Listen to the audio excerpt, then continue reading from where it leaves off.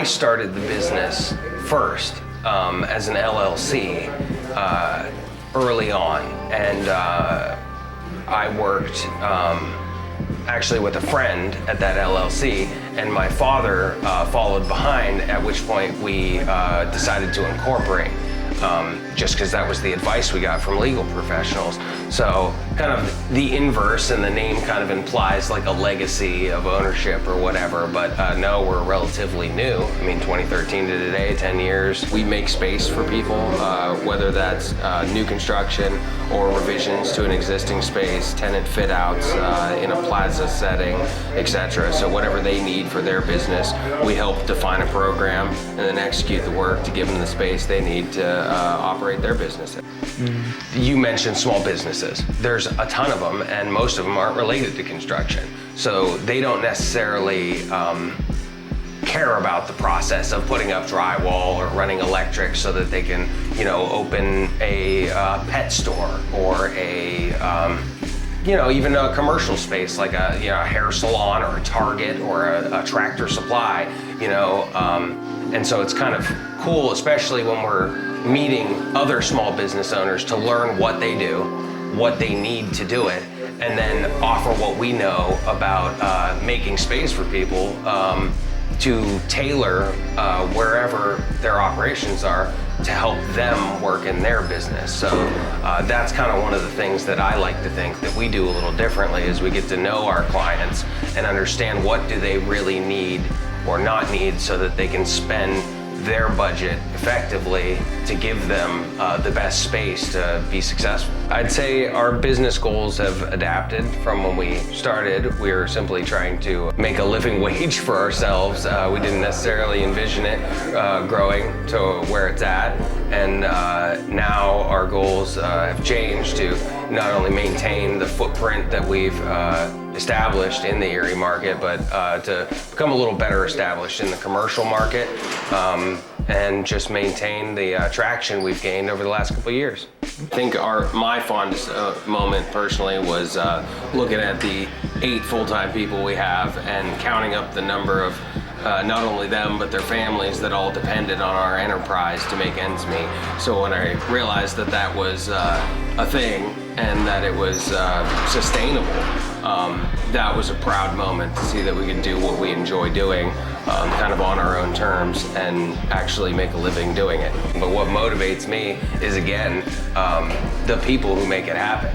We have an awesome team, and I'm fortunate to have the people that we do on board. So we're selective in who we add to that team. Our team hires and fires from within, and so they motivate me, and I'd like to think at some level I motivate them by tossing them new challenges and keeping it interesting with what we're doing. I can't think of a way it's not different, honestly. We started as the definition of 2 guys in a truck, working in a very specific subset of the restoration industry, and we've gravitated to having 8 full-time people running our operation day to day.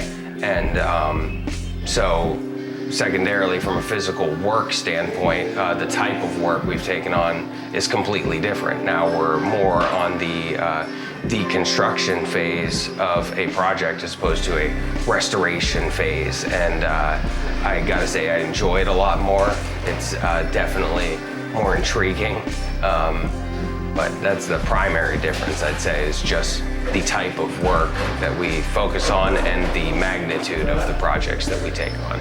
I think the pandemic completely changed the small business dynamic because we watched so many of them get crushed while large corporations were allowed to operate. So we were fortunate in that regard that we could qualify as a life-sustaining industry during that time frame. But to your point about small businesses themselves, that shift has really changed the dynamic for companies like ours, where people go out of their way in a lot of ways to find local people, and I think you get a much more personal touch with that. I think as a whole, people probably view it more favorably. There's definitely more ownership, individual ownership. When you're working with someone, you're looking them in the face, and that they they stand behind their work in a perfect world. Obviously, there's exceptions in any way you spin that, but I think that's one of the things that we really bring to the table, because people, if it's their first commercial construction project that they are the project owner on, they'd be probably surprised to see the format, the permitting requirements, the rules that you have to jump through to do that. And as a result, the way that commercial construction companies operate is a very stringent and structured program to take it from conceptual design through a bidding phase through actual project execution.